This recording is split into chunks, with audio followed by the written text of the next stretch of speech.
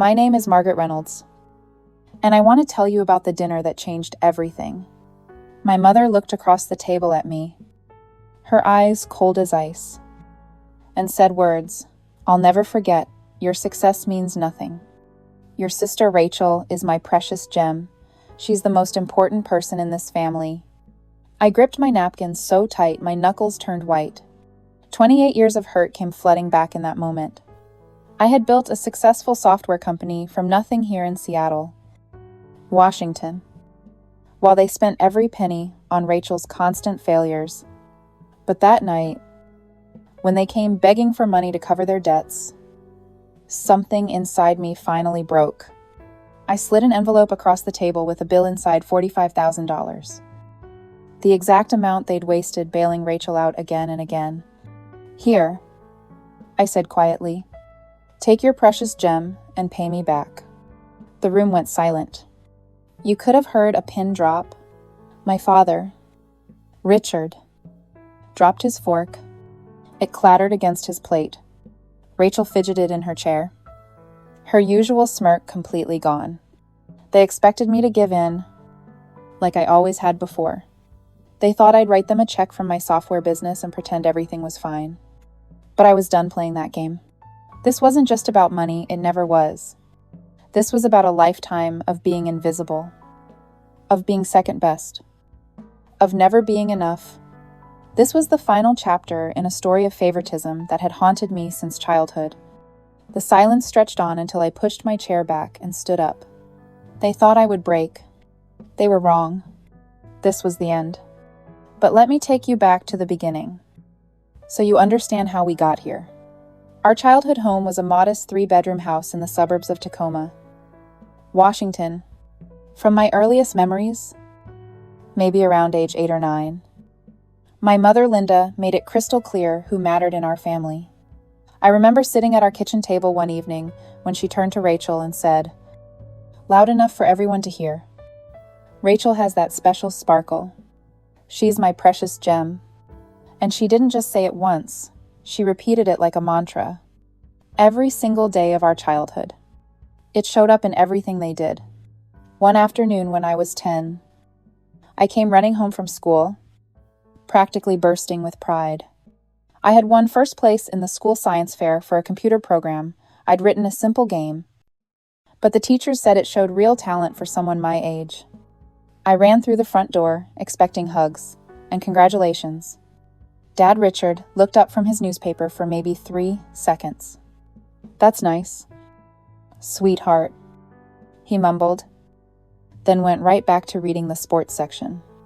Mom barely glanced my way. Instead, she turned immediately to Rachel, who was sitting at the table coloring. That's wonderful. Margaret. But look what Rachel created today, a design for a mobile app. Now that's real talent. Mind you, Rachel was just 8 years old and had drawn some stick figures with crayons. But Mom acted like she'd created the Mona Lisa. She printed out Rachel's drawing and stuck it on the refrigerator with a magnet. Even called the neighbor over to show it off. My certificate. It went in a drawer and was forgotten by bedtime. The difference became even more obvious on birthdays. For me, it was always practical gifts. A dictionary, a backpack from the discount store, maybe a $20 bill and a card with a quick happy birthday scrawled inside. For Rachel, it was elaborate parties in the backyard with balloons, streamers, a custom decorated cake from the expensive bakery, and whatever expensive gifts she'd been hinting about for weeks. When I turned 11, I saved up my own money, every penny, from mowing lawns and babysitting around the neighborhood, and bought myself a used laptop so I could practice programming. It took me 6 months to save $200. I was so proud of myself for earning it. I showed it to everyone at dinner that night, expecting at least some acknowledgement of my hard work. Mom just shrugged. That's very responsible. Margaret. But Rachel needs a new tablet for her design work. She's my treasure. 1 week later, just 1 week, they bought Rachel a brand new iPad with all the accessories. The price tag was $600. I watched her tear open that box, and I felt something shrivel up and die inside me. Dad tried to smooth things over in his weak way. He came to my room later that night and whispered, "You're doing just fine. Honey, I'm proud you saved up for that yourself." But he never once stood up to Mom. Never once said it wasn't fair. Linda ruled that house with her favoritism, like a queen. And Richard just let it happen. He was a coward. Plain and simple. So I learned early on that I could only count on myself. Nobody else was going to fight for me. By age 13, I was sneaking to the public library after school to use their computers and take free programming classes online. I taught myself to write code budget tracking programs, basic games, simple websites. I spent hours watching tutorial videos and reading forums where real programmers shared advice. But at home, Rachel's drawings got framed and hung on every wall like we lived in an art gallery. My programs sat in folders on my hard drive that nobody ever asked to see. When I was 15, I started taking small freelance jobs, fixing computer problems for local businesses, building simple websites for neighbors who owned small shops. I'd sit in a coffee shop with free Wi-Fi after school, working on my laptop while drinking the cheapest thing on the menu. Each job paid maybe $10 or $20, but I saved every single cent. 3 months later, I bought myself a used Android smartphone with my own money. It wasn't fancy. It was 2 generations old and had a cracked screen protector, but it was mine. I set it up with programming apps and development tools, and I felt so proud that I'd earned it through my own hard work and dedication. Then one day, Rachel waltzed into my room waving a brand new iPhone that Mom had just bought her. The latest model. Rachel needs better tools for her creative projects, Mom announced from the doorway. She's my precious gem. She deserves the best. I gripped my coffee mug tighter, biting back the words I wanted to scream about how I'd paid for my own phone with my own sweat while Rachel got handed everything on a silver platter. The gap between us grew even wider when it came to college planning. At 16, I stayed up until 2 or 3 in the morning searching for scholarships, filling out applications to computer science programs at state universities. I wrote essay after essay about my programming journey, my passion for technology, my dreams of building apps that could help people. I figured out all the complicated financial aid forms myself, straining my eyes in the dim light of my bedroom lamp because I didn't want to wake anyone up. One night, Dad found me working at the kitchen table around midnight. He watched me for a moment, then said quietly, "You're really trying hard. Margaret, keep at it. It'll pay off." When I asked him for help understanding one of the financial aid forms, something about expected family contribution, he hesitated. He glanced toward the living room where Mom was helping Rachel polish her art portfolio for private art school applications. "We'll see," he muttered. And then he walked away. That was all I got. For Rachel, there was never any question about money or support. She decided she wanted to attend an expensive private art school in Portland with tuition of $35,000 a year. And Mom and Dad didn't hesitate for even a second. They took out loans, hired a private tutor to help polish her application essays, paid for a professional photographer to document her artwork in the best light. Mom justified it at dinner one night when I dared to ask why Rachel got so much help while I had to do everything alone. Rachel's talent deserves investment. She's pure gold. This is her path. Margaret, you're good with computers. You'll be fine on your own. I just nodded and went back to my scholarship applications, more determined than ever to do everything myself and prove I didn't need them. But Rachel didn't stop at just getting more attention and more money. She actively worked to tear me down and destroy whatever small happiness I managed to find. When I was 17, I started talking to a boy from my programming club. His name was Michael Chen. He was kind, smart, and he actually appreciated my projects. He understood my passion for coding and didn't think it was weird that I spent my free time learning new programming languages. We'd text about app ideas and programming challenges late into the night. For the first time in my life, I felt like someone really saw me for who I was. But Rachel noticed, and she couldn't stand it.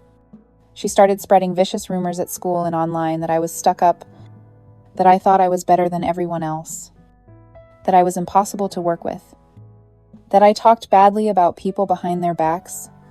She even created fake social media accounts and sent anonymous messages to Michael, claiming I was making fun of him to my friends, laughing about how he was obsessed with me. I found out when Michael awkwardly pulled me aside in the school hallway one day and showed me the messages. His face was red with embarrassment and hurt. I felt my stomach drop as I read them. That night, I traced the computer's IP address back to our home network, specifically to Rachel's laptop. One message said, "Margaret thinks she's too smart for you. She laughs about you with her friends and calls you desperate." It absolutely crushed me. Michael pulled away completely after that. My other friends started whispering about drama and taking sides, and most of them chose Rachel's side because she was more popular, more outgoing, more fun. I was just the quiet, serious computer girl. I confronted Rachel in her room, my hands shaking with anger. She just smirked at me with this satisfied look on her face. "You always act so superior with your computer stuff. Besides, Mom says I'm the one with real potential. You're just jealous that people actually like me." When I told Mom what Rachel had done, showing her the evidence, the IP addresses, everything, she waved it off like it was nothing. "Oh, Margaret, that's just normal sister squabbles. Don't be so dramatic. Rachel is finding herself. You know she's my precious gem. She's under a lot of pressure to live up to her potential. That betrayal taught me something crucial I needed to protect myself, because nobody else would." I created a fake social media account and quietly followed Rachel and her friends online. I started taking screenshots of her posts where she bragged about the rumors she'd started, how she'd handled the competition, how she'd put Margaret in her place. I wasn't planning to confront her with it. I was building a file, a digital archive of every cruel thing she'd done. Insurance for the future, though I didn't know yet how I'd use it. Dad sensed the tension growing in our house. Once in a while, usually late at night when Mom was asleep, he'd try to encourage me in private. "You're so independent. Margaret, that's worth more than you know," he whispered one evening outside my bedroom. But the second Mom walked into the room, he'd fall completely silent and shift the conversation to Rachel's latest brilliant idea or her amazing artistic vision. His weakness hurt me more than Mom's open favoritism. In some ways, at least Mom was honest about who she loved more. Dad pretended to care, but never had the courage to actually do anything about it. I finally accepted the hard truth that I couldn't count on either of them. I was truly alone. The real breaking point came during my senior year of high school. Rachel had been attending that expensive private art school in Portland for almost 2 years, all on my parents' dime. Of course. But instead of spending the money on art supplies, classes, and tuition, she was spending it on designer clothes, expensive dinners at trendy restaurants with her friends, concert tickets, and weekend trips. She posted her shopping sprees all over Instagram with captions like, "Treating myself an artist needs inspiration," and "You have to live beautifully to create beauty." Meanwhile, I was wearing the same 3 pairs of jeans I'd had since freshman year and packing peanut butter sandwiches for lunch every day. She skipped classes constantly, I know, because she'd post photos from coffee shops and shopping malls during times when she was supposed to be in class. Halfway through her 3rd year, her grades collapsed completely, and the school told her she either needed to take a semester off or drop out. She chose to drop out.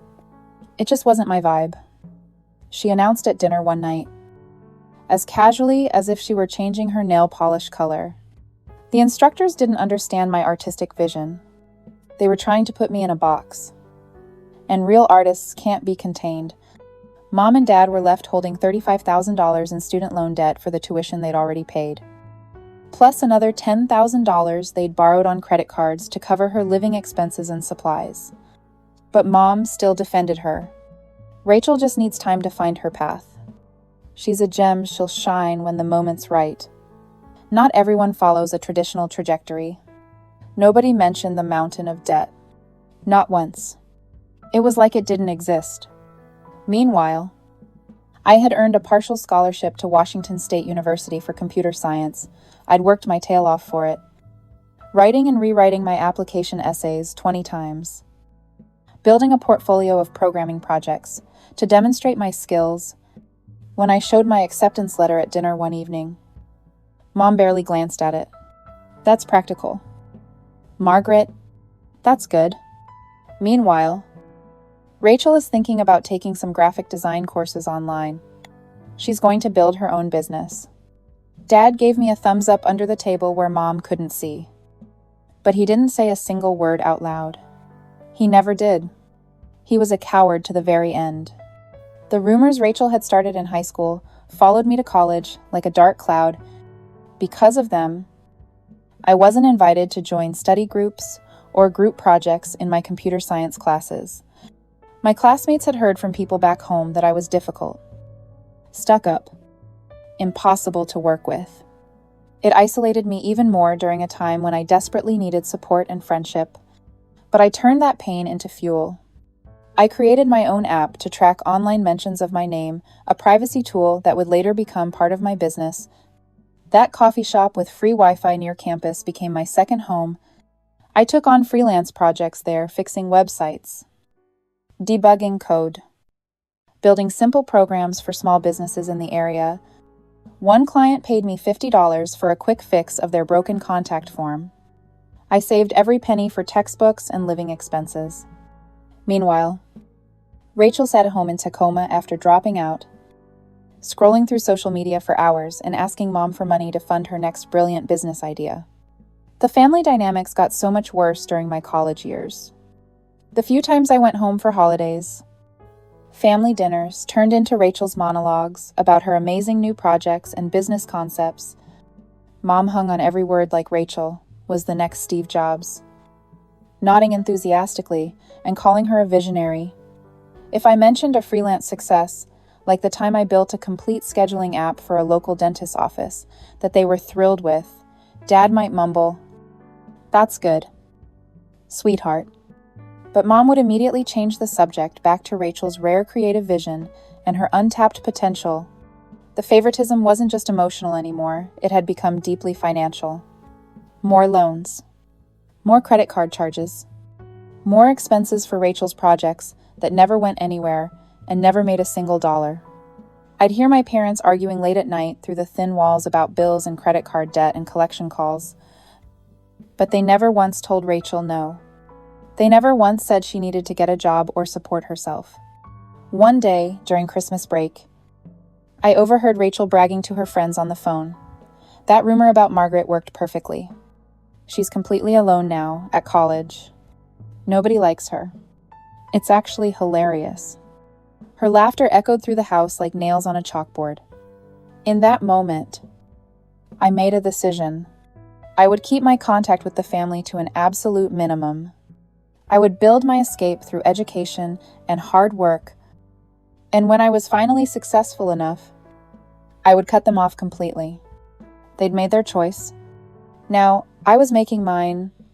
At 19, during my sophomore year at Washington State, I landed an incredible opportunity, a competitive internship at a tech startup in Seattle called EduTech Solutions. They were building educational apps for students. And out of 200 applicants, they chose me. I was so proud. This was my chance to prove myself in the real professional world, to show that all my hard work and lonely nights of coding had been worth it. The startup was developing an app called StudyStream to help students organize their study schedules, track assignments, and collaborate on projects. I contributed significant code to the project. The notification system was entirely mine, and I redesigned their user interface to be more intuitive.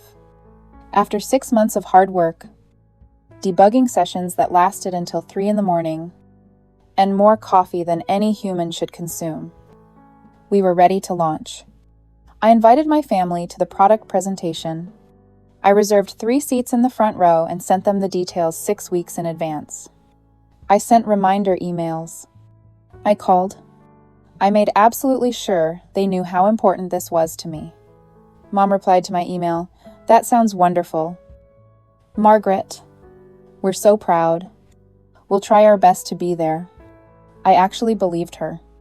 I thought maybe, just maybe, this time would be different.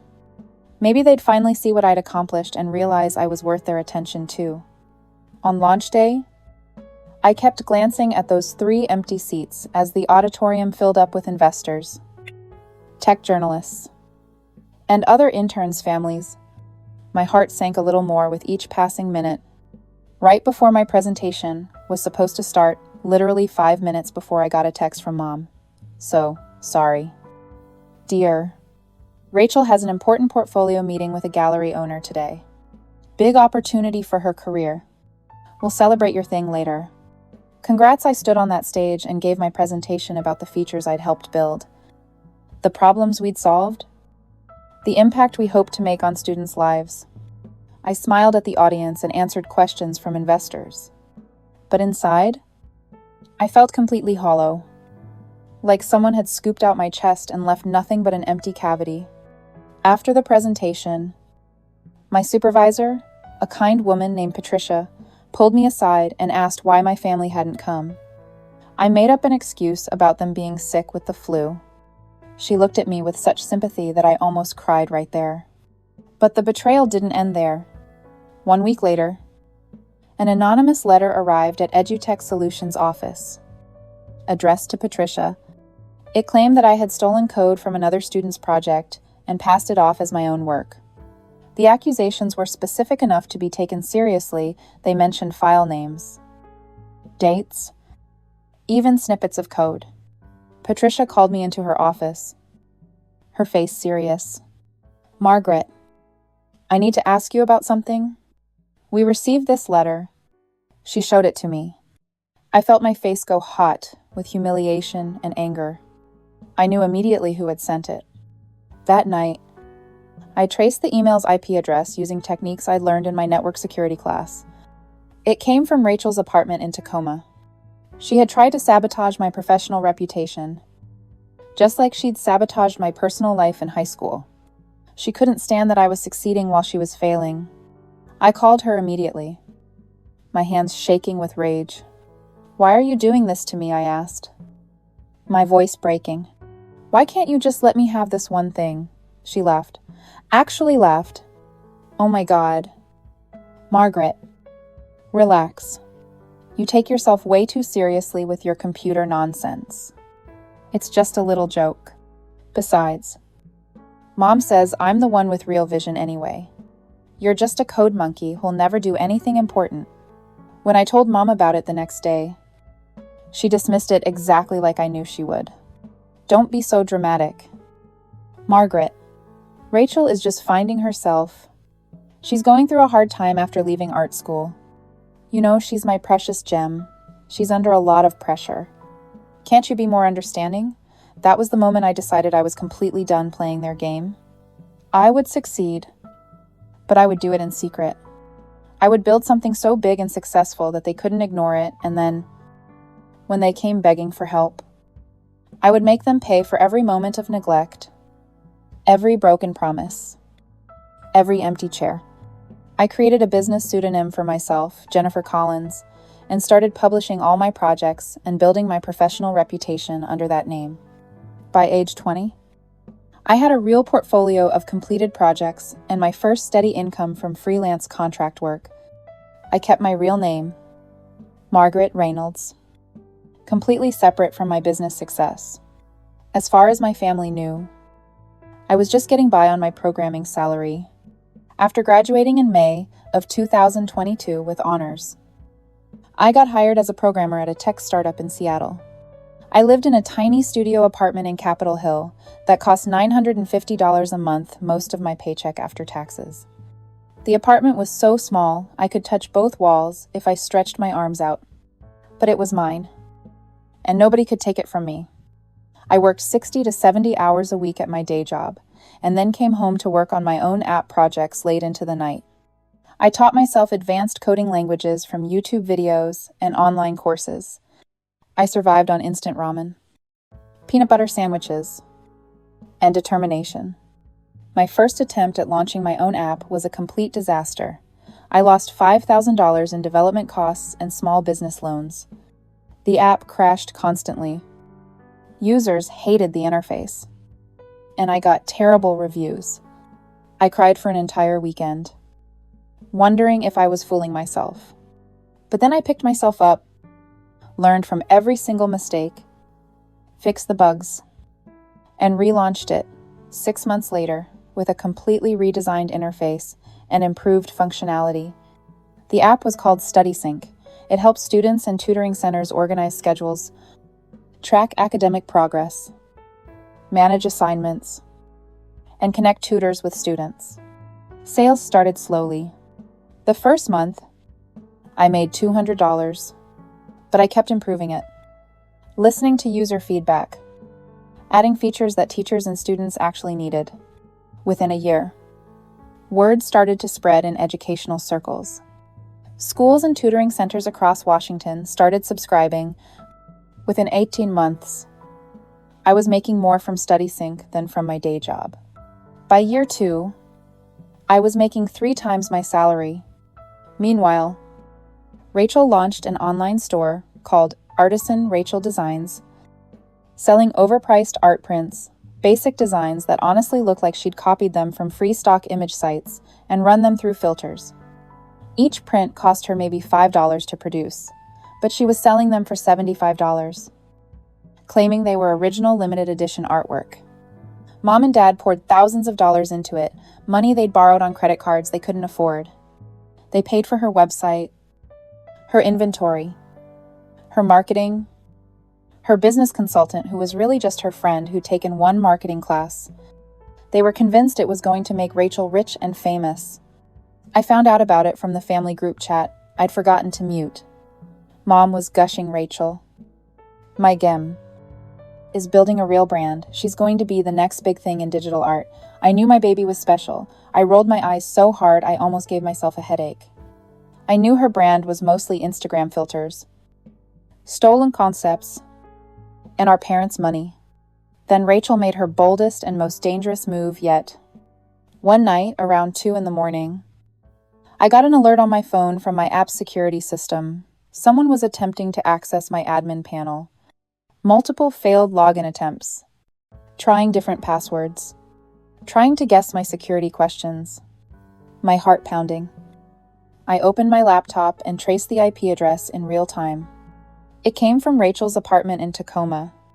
She was trying to hack into my business account to steal StudySync's entire design, code structure, client list, and business model for her online store. She tried for nearly an hour, using different password combinations, different approaches, trying to find any weakness in my security. The attempt failed completely after her stunt with my college email and the anonymous letter to my internship. I'd implemented military-grade security measures with 2-factor authentication, encrypted passwords, and intrusion detection.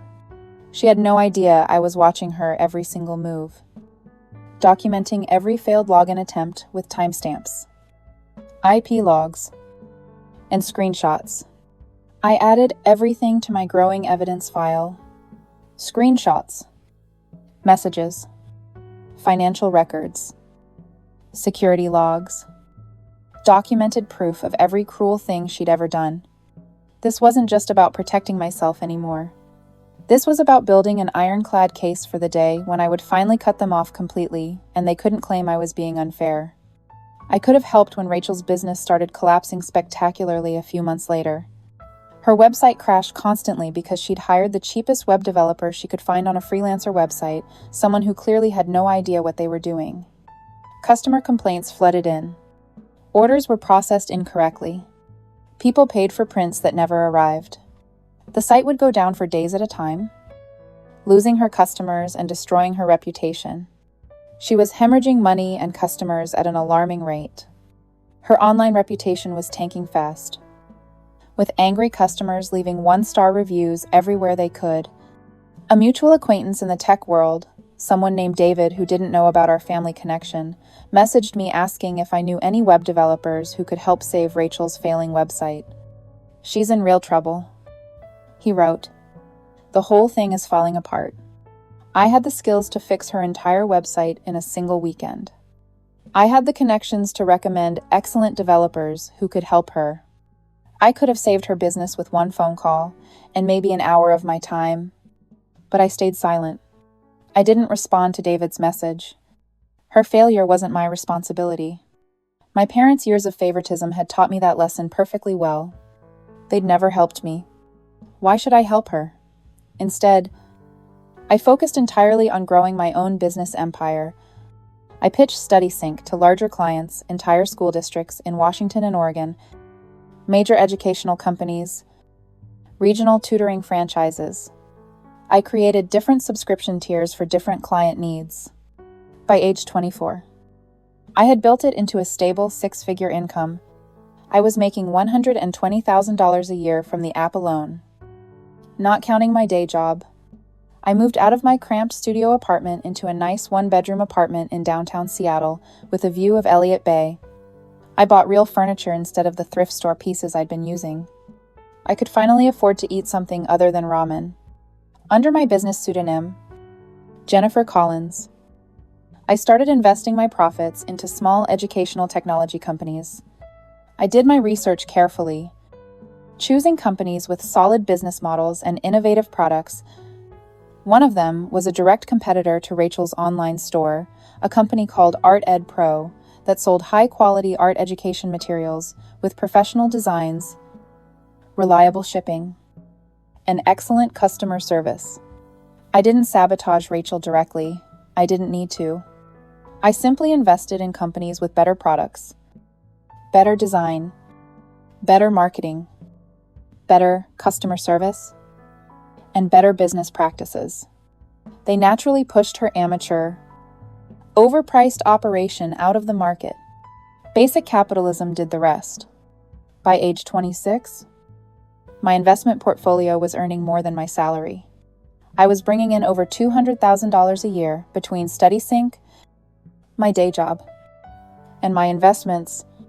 I was wealthy by any reasonable standard, but I kept it completely secret. I still drove my old Honda Civic to avoid drawing attention. I still dressed simply in clothes from Target and Old Navy.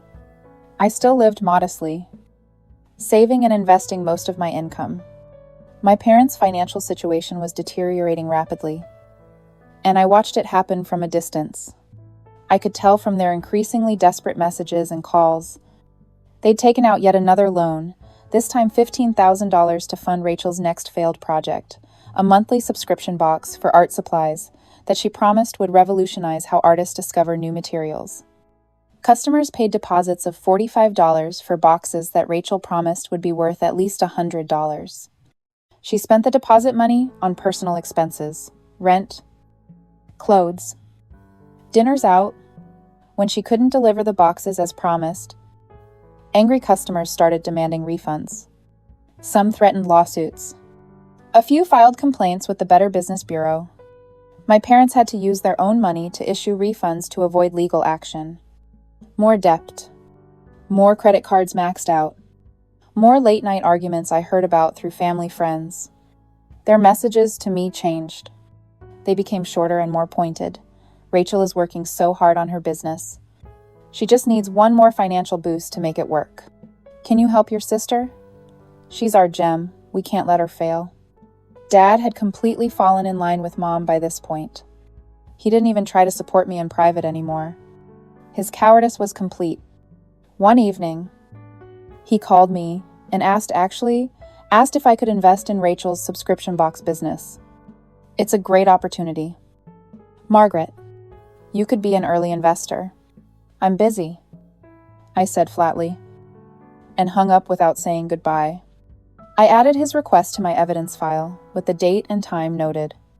Through a combination of overheard phone conversations during rare visits, information from concerned family, friends, and my own careful tracking, I documented their financial decline meticulously.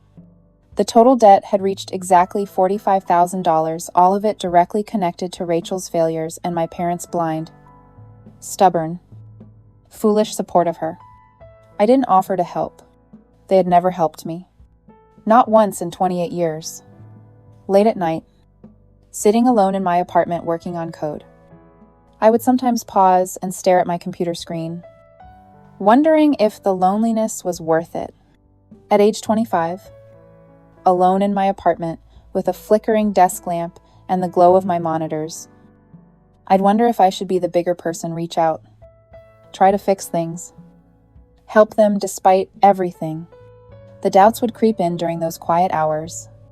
Maybe I was being too harsh. Maybe I should give them another chance. Maybe blood really was thicker than water, and I was supposed to forgive them because they were family. But then I'd remember Rachel's attempt to hack my business, trying to steal everything I'd built. I'd remember Mom's complete indifference when I showed her my college acceptance letter. I'd remember all those empty seats at my internship presentation. I'd remember being 9 years old, watching my science fair certificate get shoved in a drawer while Rachel's crayon drawing went on the refrigerator. I'd remember my mother's eyes across that dinner table saying, "She's my precious gem," over and over, year after year. And I'd push the doubts away and get back to work. StudySync reached a major milestone when I was 27, a licensing deal with Bright Futures, a national chain of tutoring centers with over 300 locations across the country. The contract was worth $150,000 annually, with options for renewal and expansion. I invested every penny back into the business and used the profits to buy stakes in more educational technology companies. I diversified my portfolio carefully, spreading risk across multiple ventures while maintaining majority control of StudySync. By age 27, my net worth had grown past $500,000. I was earning more from my investments than from my day job, but I kept it completely secret. I still drove that old Honda Civic. I wore simple clothes. I lived in my modest one-bedroom apartment, even though I could have afforded a downtown penthouse. Why? Because I didn't want them to know. I didn't want them to come crawling back before I was ready. I was waiting for the perfect moment. Family communication had shrunk to formal holiday text messages that I answered with 1 or 2 words. Thanks. Good. Okay. Mom's messages were always about Rachel's latest scheme, her latest business idea, her latest need for money. Dad stopped calling entirely. Rachel complained online about haters and jealous people trying to ruin her success, not realizing I was watching from my fake social media account, documenting every post. Her art supply subscription box had flopped spectacularly and publicly. Online reviews called it an outright scam. Customers posted photos of empty boxes or boxes filled with cheap dollar store items instead of the premium art supplies Rachel had advertised. Comment sections were filled with angry customers comparing notes about how they'd been ripped off. Some formed online groups to discuss potential class action lawsuits. I wasn't happy about her failure, but I wasn't sad either. I felt nothing. I just archived the screenshots and moved on with my life. My parents' house in Tacoma was visibly deteriorating. Whenever I drove past it, which I did occasionally, just to see, I noticed new signs of decline. Peeling paint on the siding, an overgrown lawn filled with weeds, broken gutters hanging off the roof, windows that desperately needed replacing. The front steps had cracks in them. All signs of their crushing debt and financial desperation. They were drowning, and I was watching from the shore with a life preserver in my hands. And I wasn't throwing it. The real turning point came one morning, in late September when I was 28 years old. I was having my morning coffee and scrolling through news on my tablet when I saw a feature article in Pacific Northwest Business Magazine, one of the most respected business publications in the region. The cover showed a professional photo of modern office spaces and innovative technology. The headline read, "Rising Stars in Educational Technology, the Company's Revolutionizing How We Learn." I opened the article with my heart pounding. The feature spotlighted 5 companies that were changing the educational technology landscape. EduTech Pro was prominently featured, a company I had invested heavily in and advised. The article praised them for revolutionizing digital learning and bringing education into the 21st century with innovative tools that actually work. There was a quote from their CEO: "None of this would have been possible without the vision and guidance of Jennifer Collins, our primary investor and strategic advisor. She saw the potential when nobody else did."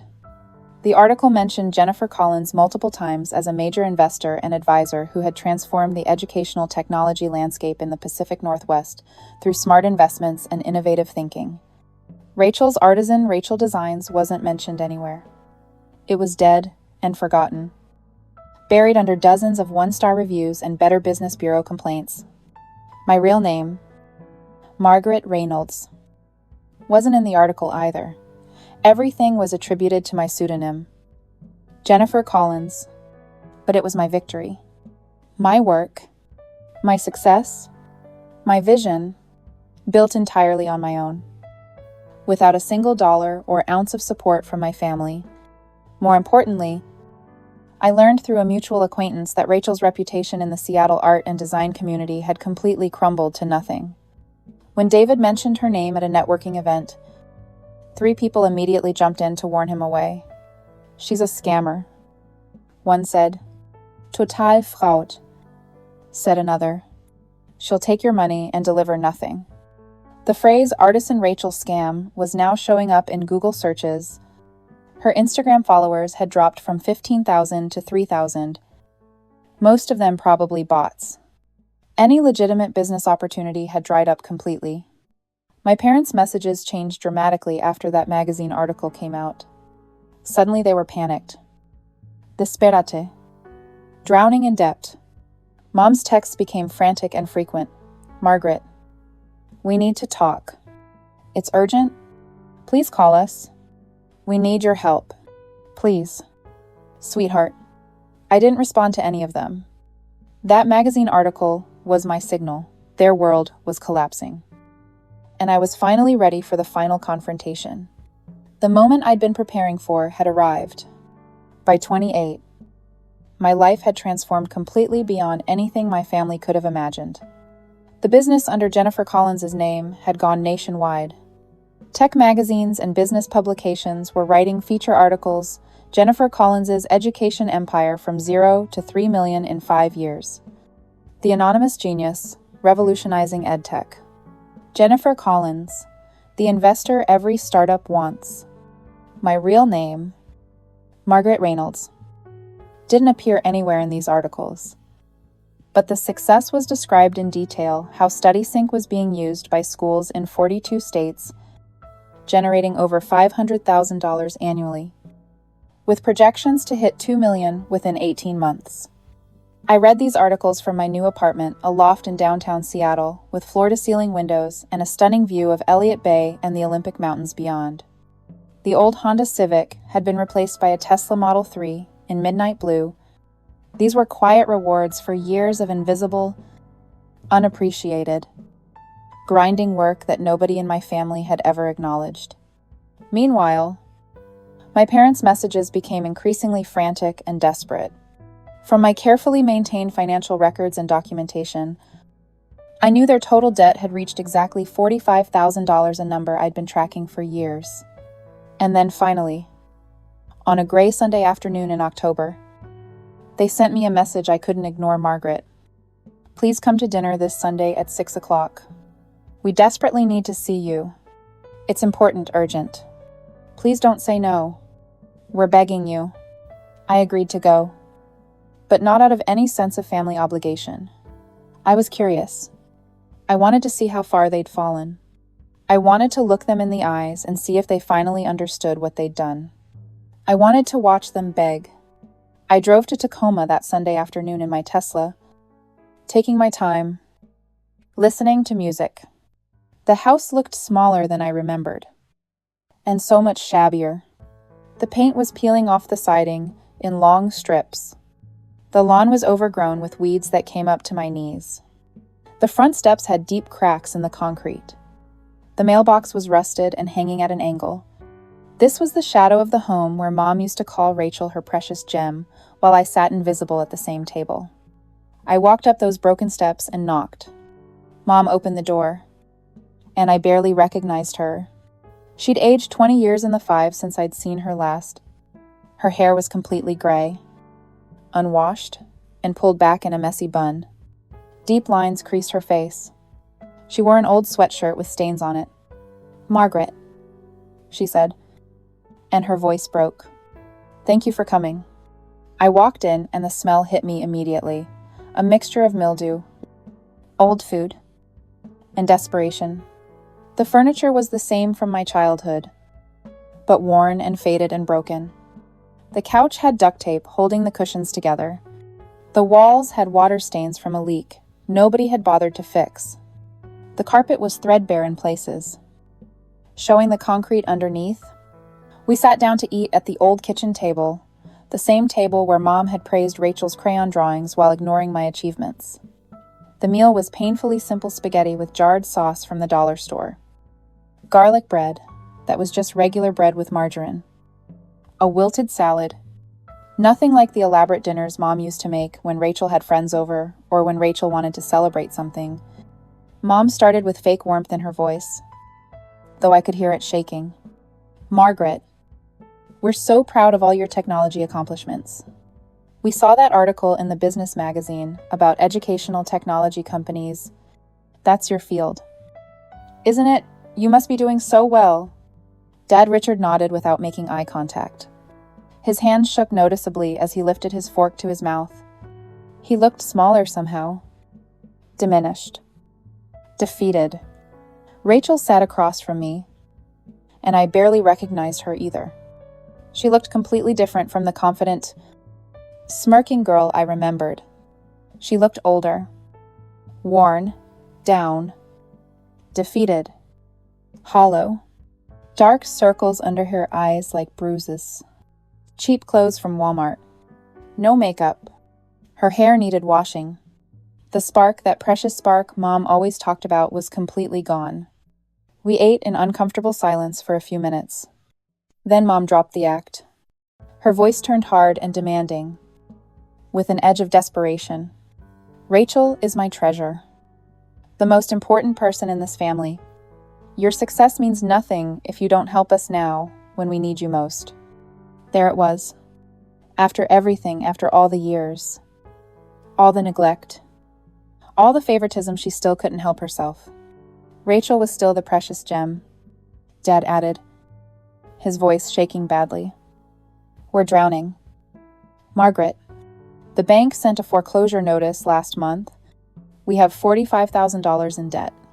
Business loans for Rachel's companies, and credit cards we maxed out for her. Inventory and equipment. Personal loans from friends. We can't make the payments anymore. We've tried everything. We're going to lose the house in 60 days if we can't come up with the money." I sat completely still, letting their words hang in the air.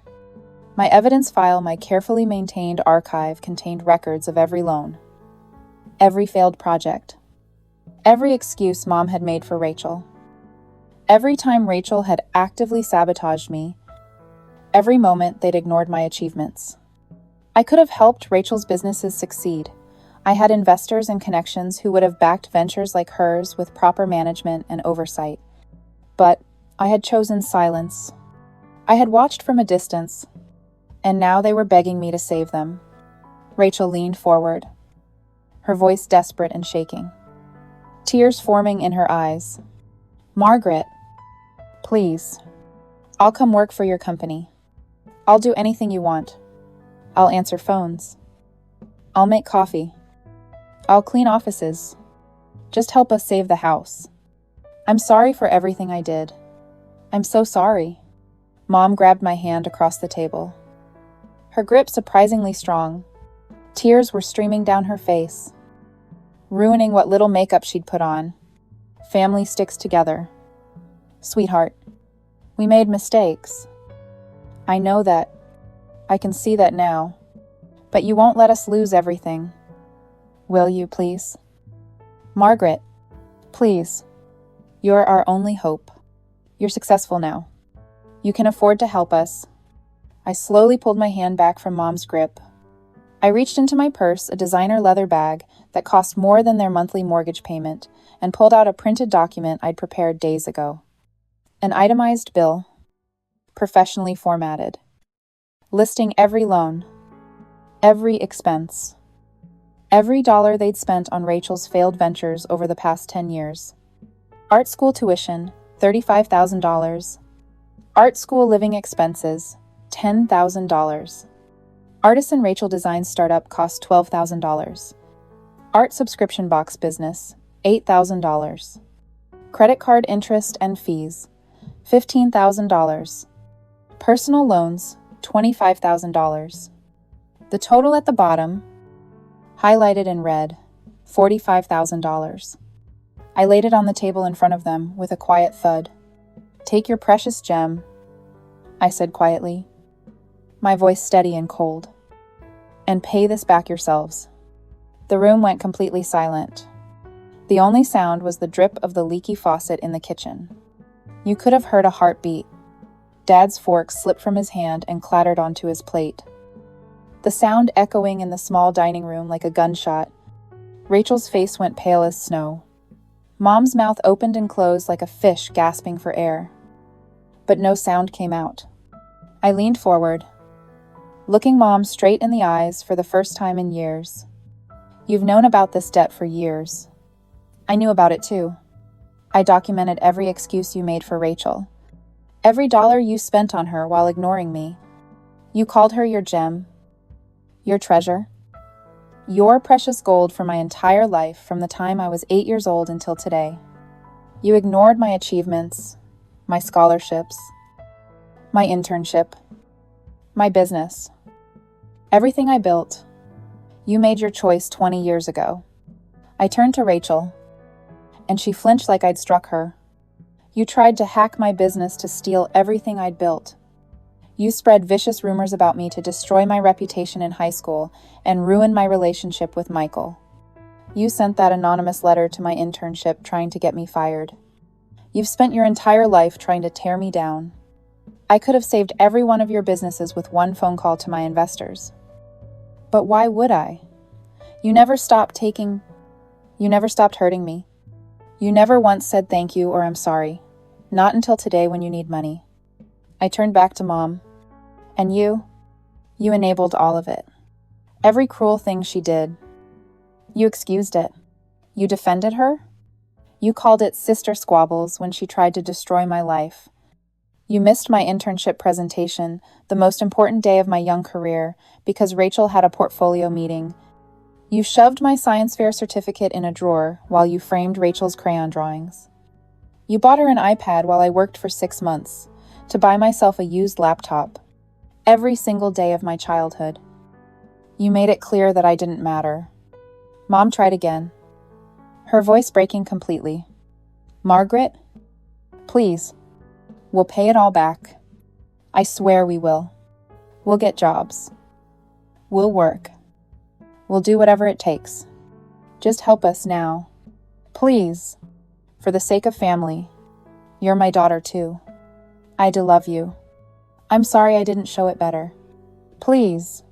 I stood up from the table slowly. I pulled out my wallet and threw 2 $20 bills down to cover my portion of the meal.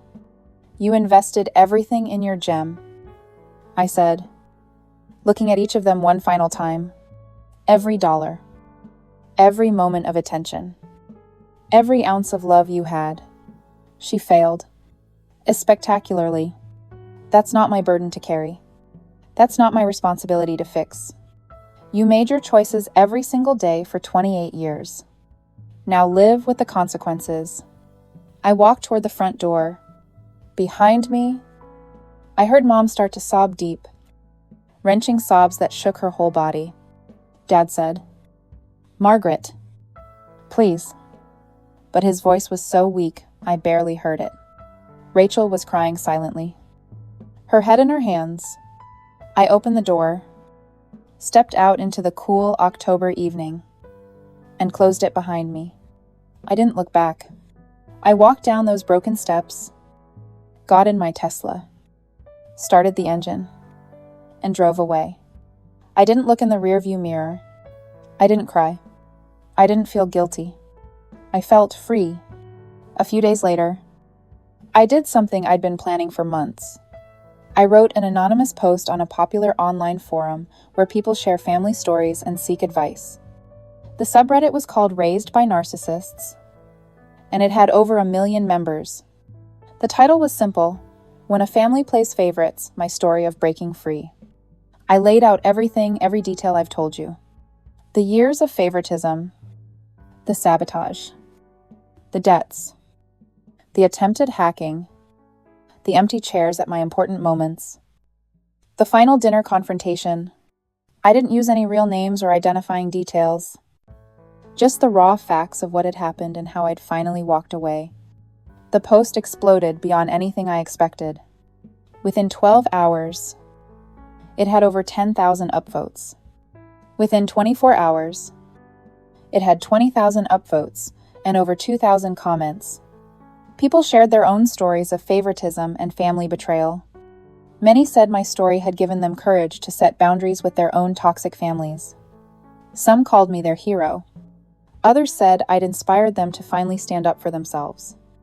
But some commenters, internet detectives, really started connecting dots. Someone mentioned they'd heard about a failed art subscription box scam in the Seattle area. Another person mentioned artisan Rachel by name, asking if that's who the story was about. The threads connected quickly, and soon Rachel's full name was being discussed in the comments alongside her failed business ventures and angry customer reviews. Within a week, when you Googled Rachel's name, the first page of results included links to discussions about failed businesses, scammed customers, and now this viral story about family favoritism and consequences. Her reputation in the Seattle art and design community, what little remained of it, completely collapsed within a week.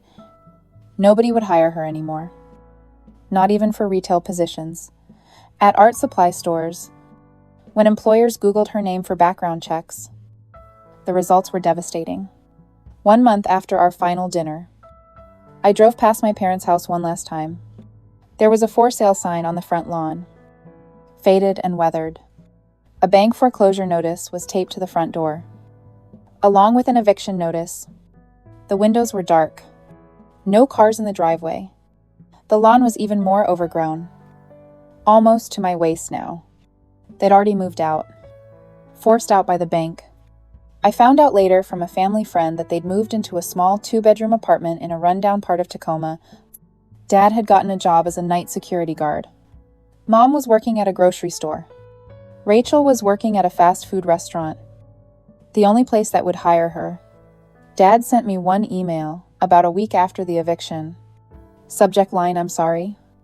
The message was short. "We made terrible mistakes with how we treated you. I see that now, though it's too late.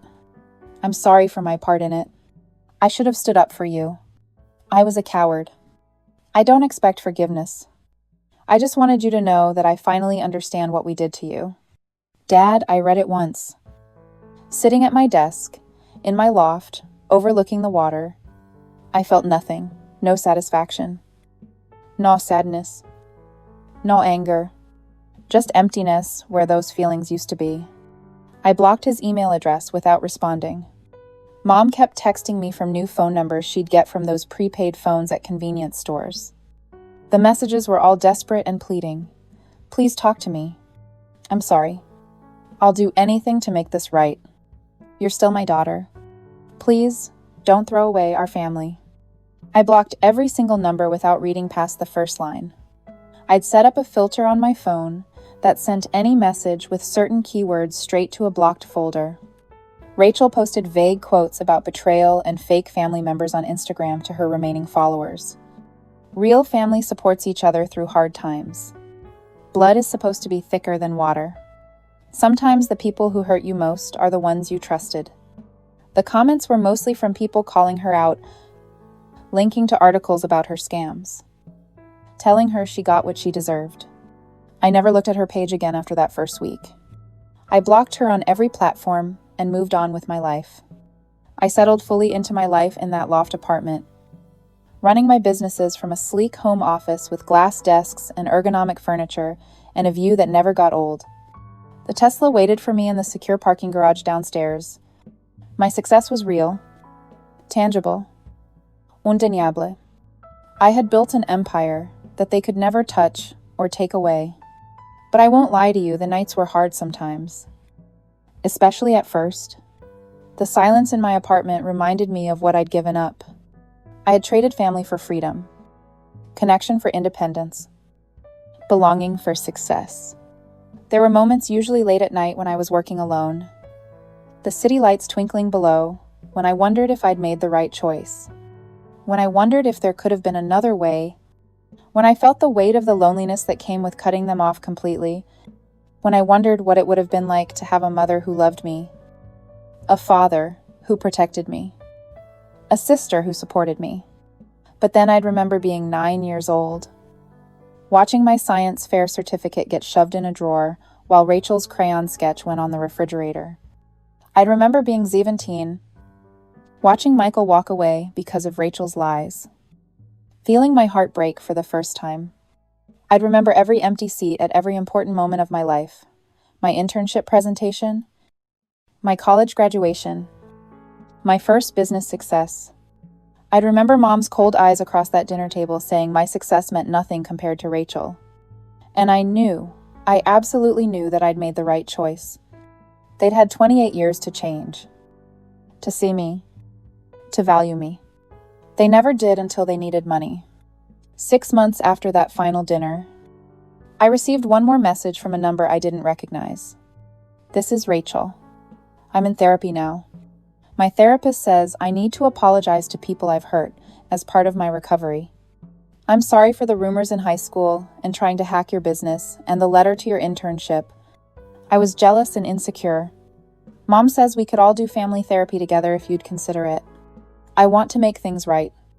Please." I stared at that message for a long time, maybe 20 minutes, sitting on my couch with a glass of wine, watching the sunset over the water. Part of me, a very small part, wondered if people could really change. If maybe, after losing everything and hitting rock bottom, they'd finally learned something. If maybe this apology was real. But then I thought about the 28 years it took for them to apologize. I thought about how the apology only came after they'd lost everything: their house, their money, their comfortable life, their reputation. Would they have apologized if Rachel's businesses had succeeded, if they hadn't needed my money, if their choices hadn't had consequences? The answer was no. They wouldn't have. This wasn't real remorse. This was desperation, wrapped in therapy language. I blocked the number and deleted the message. Then I blocked that number too and poured myself another glass of wine. Here's what I want you to understand from my story. And please listen carefully because this is important. Sometimes you have to let go of toxic relationships, even family relationships, even the people who raised you, even the people who gave you life to save yourself and build the life you deserve. It's not easy. It's one of the hardest things you'll ever do. It can leave you feeling alone, wondering if you're a bad person, questioning whether you did the right thing. There will be nights when you doubt yourself. There will be holidays when you feel the emptiness of those missing relationships. There will be moments when you wonder if you're too harsh, too unforgiving, too cold. But here's the truth that took me 28 years to learn. You're not responsible for fixing people who refuse to change. You're not obligated to set yourself on fire to keep others warm. You're not required to sacrifice your success, your peace of mind, your mental health, or your happiness for people who have never sacrificed anything for you. Don't let their favoritism convince you that you're less valuable, less talented, or less worthy of love and respect. Don't let their voices become the voice in your head telling you you're not good enough. Don't let their shadows dim your light. Don't let their failures and bad choices become your emergency to solve. I built a $3 million business from absolutely nothing, while they poured everything they had into someone who squandered it all. I did it alone, without their support, without their encouragement, without their love, without their belief in me. And you know what? That made my success even sweeter, even more meaningful. Because I truly know, that I earned every single bit of it. Nobody handed me anything. Nobody gave me shortcuts. Nobody opened doors for me. I kicked down every door myself. Today, my life looks completely different. I mentor young women in tech who come from difficult family situations. I've created a scholarship fund specifically for students whose families don't support their education. It's funded over 50 scholarships so far. I've found my own family friends who celebrate my successes, colleagues who respect my work, a community of people who value what I bring to the table, and I've learned that sometimes the family you choose is stronger, more loyal, and more loving than the family you're born into. I'm dating someone now, a kind man named James, who's a teacher and thinks what I do is amazing. When I told him my story, he held me while I cried and said, "You're the strongest person I know." That meant more than any words my parents ever said to me. I'm happy. I'm successful. I'm free. And I sleep well at night, knowing I made the right choice. If my story resonates with you, if you've experienced something similar in your own life, I want you to know something important. You're not alone. There are thousands, maybe millions of us out there who've had to make these impossible choices between family loyalty and self-preservation, between staying and drowning, or leaving and surviving. You're not selfish for choosing yourself. You're not cruel for setting boundaries. You're not cold-hearted for refusing to enable destructive behavior. You're not a bad person for walking away from people who hurt you repeatedly, even if they're family. Even if society tells you that family is everything and you should forgive anything, sometimes love isn't enough. Sometimes blood relation isn't enough. Sometimes you have to save yourself, even if it means leaving others behind. Stand strong, shine bright, build the life you deserve. Invest in yourself the way they should have invested in you. And never, ever look back with guilt for choosing your own happiness and peace of mind. Thank you for listening to my story. It took me years to be able to tell it without crying, and even longer to make peace with the choices I made. But I'm finally at a place where I can say without any hesitation I did the right thing. I saved myself, and I'd do it all again exactly the same way. The only thing I'd change, I'd have done it sooner. What would you have done in my situation? Have you experienced family favoritism in your own life? Do you think I was too harsh? Or did they get exactly what they deserved? Share your thoughts and your own stories in the comments below. Let's continue this conversation together. You never know who might need to hear your story today, or who might be going through the same thing right now and needs to know they're not alone. If this story helped you in any way, please share it with someone who might need to hear it. Sometimes we all need permission to choose ourselves,